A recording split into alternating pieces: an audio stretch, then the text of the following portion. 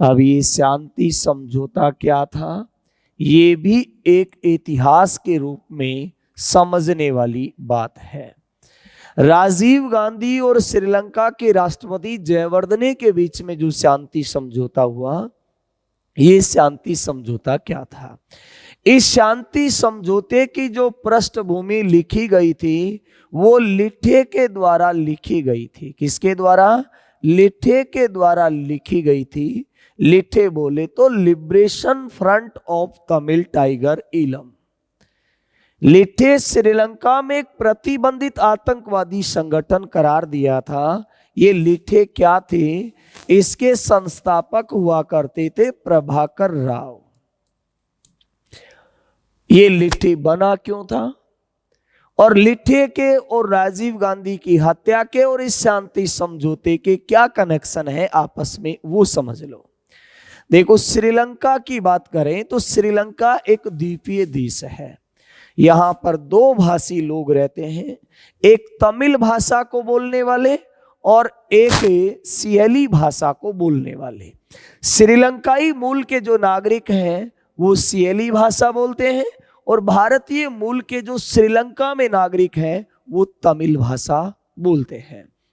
1956 में श्रीलंका की सरकार ने सिलाना नागरिक अधिनियम पारित किया और इस अधिनियम के तहत तमिलों को नागरिकता से वंचित कर दिया। तमिलों को नागरिकता से वंचित करने का मतलब अधिकारों से वंचित करना है। और वहां पर तमिल है वो भारत की ओर जब आने लगे तो भारत ने वीजा मांग लिया कि लाओ वीजा दो। अब उनके पास नागरिकता ही नहीं है, वीजा कहां से आएगा? तो इन सब के बीच श्रीलंका की सरकार दबाव में आई और उन्होंने नागरिकता के नियमों को थोड़ा सा लचीला बनाया। लेकिन फिर भी 6 लाख के लगभग जो तमिल थे उनको नागरिकता नहीं मिली और इन्होंने अपना एक संगठन बनाया, LTTE liberation front of Tamil tiger Eelam. इसके संस्थापक थे प्रभाकर राव। इन्होंने हथियार उठा लिए, श्रीलंका में गृह युद्ध की स्थिति पैदा कर दी और बढ़िया गृह युद्ध की स्थिति पैदा हो गई। श्रीलंका की सेना और लिठे दोनों आमने सामने हैं।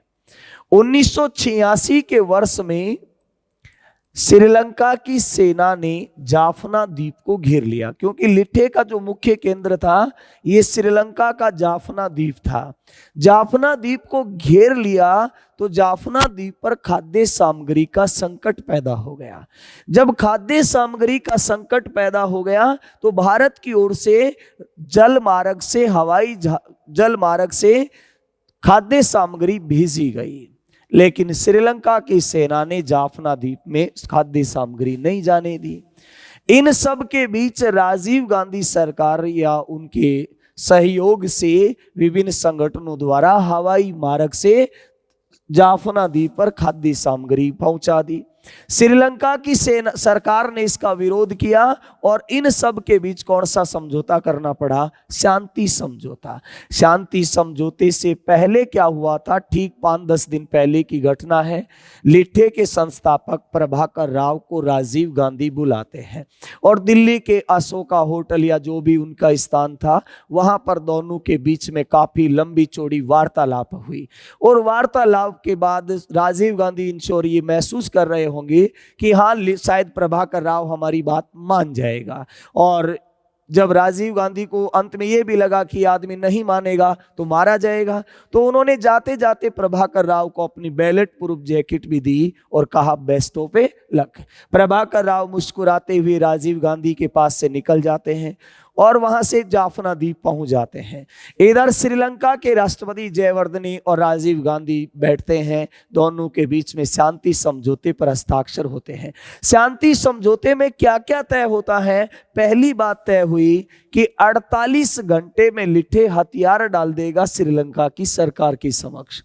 दूसरी बात तय हुई कि 72 घंटे बाद युद्ध विराम माना जाएगा और तीसरी बात यह थी कि अगर लिठे इस समझौते को नहीं मानता है तो भारत सरकार को लिठे के विरुद्ध शांति सेना भेजनी पड़ेगी। और यही पॉइंट बाद में राजीव गांधी की हत्या का कारण बना था।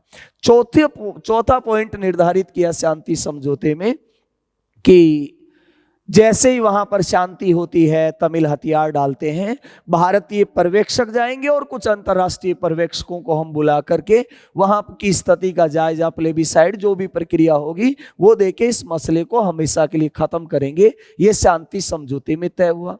लिट्टे ने इस राजीव गांधी सरकार की ये बातें नहीं मानी, यानी शांति समझौते में हुई बातों को नहीं माना। जब लिट्टे ने नहीं माना तो समझौते के तहत भारत को श्रीलंका में क्या भेजनी पड़ी? शांति सेना भेजनी पड़ी। शांति सेना भेजनी पड़ी। मेजर जनरल सरदेश पांडे के नेतृत्व में ये शांति सेना गई और शांति सेना ने वहां पर 4 ऑपरेशन चलाए। ऑपरेशन त्रिशूल, ऑपरेशन विराट, ऑपरेशन चेकमेट और ऑपरेशन पवन।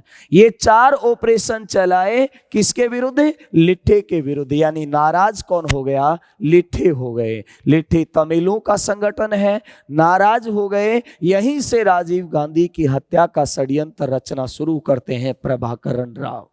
और प्रभाकरण राव राजीव गांधी की हत्या की जिम्मेदारी देते हैं अपने राइट हैंड मुर्गन को।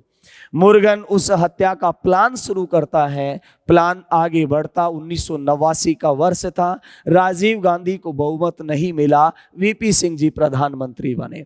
वीपी सिंह जी प्रधानमंत्री बने लेकिन 1990 तक ही चल पाए। 1990 को 10 नवंबर 1990 को चंद्रशेखर प्रधानमंत्री बन गए और बाद में वो जून 1991 तक रह पाए। जून 1991 में पीवी नरसिम्हा राव जी आ गए। यानी जून 1991 के समय जब मध्यावधि चुनाव हो रहे थे भारत में लोकसभा के, तो उस मध्यावधि चुनाव के समय राजीव गांधी चुनाव अभियान पर गए हुए थे तमिलनाडु के कोयम्बटूर जिले के पेराम्बूर नामक के स्थान पर। यहां पर लिट्टे के मानव हमलावर एक लड़की जिसका नाम मधु होता है, वो मानव हमलावर के द्वारा राजीव गांधी की हत्या कर दी जाती है। वो मानव बम बन करके आई थी। हालांकि हत्या की कहानी भी मुर्गन के द्वारा रची गई। कहते हैं कि मुर्गन कई बार तमिलनाडु आया, अपने अन्य साथियों के साथ वार्तालाप की, लेकिन अच्छा कोई प्लान हाथ नहीं लग रहा था।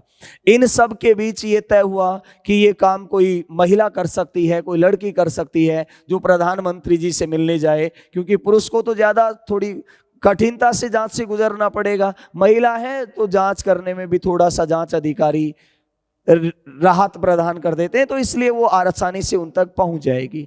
इसकी रिहर्सल उसने पूर्व प्रधानमंत्रियों के मंच तक जाकर पहले की थी। इन सब के बीच उन्हें लड़की कौन मिले, तो इसके लिए कहते हैं कि वो जापना द्वीप वापस गए। प्रभाकरण राव ने फिर उनको समझाया कि नहीं, ये काम तो तुझे ही करना पड़ेगा। तो उन्होंने अपनी ही भतीजी है मधु को इस घटना के लिए तैयार किया था। हालांकि इनका सहयोग करने वाली तमिलनाडु प्रिंटिंग प्रेस में कोई काम करती थी महिला, जिनका नलिनी या ऐसा करके कोई नाम था, वो महिला भी उनकी हत्या के षड्यंत्र में शामिल रही। हालांकि राजीव गांधी की हत्या जब 21 मई 1991 को हो गई थी, उनकी हत्या के बाद जो मुर्गन है उसने साइनाइड चाट कर लिया था, सुसाइड कर लिया था। नलिनी शायद अभी जेल में है या जेल से रिहा हुई है, लेकिन राजीव गांधी के हत्यारों को फांसी नहीं हुई थी। उनकी फांसी आज तक लटकी पड़ी है। तो राजीव गांधी की हत्या हो गई थी 21 मई 1991 को।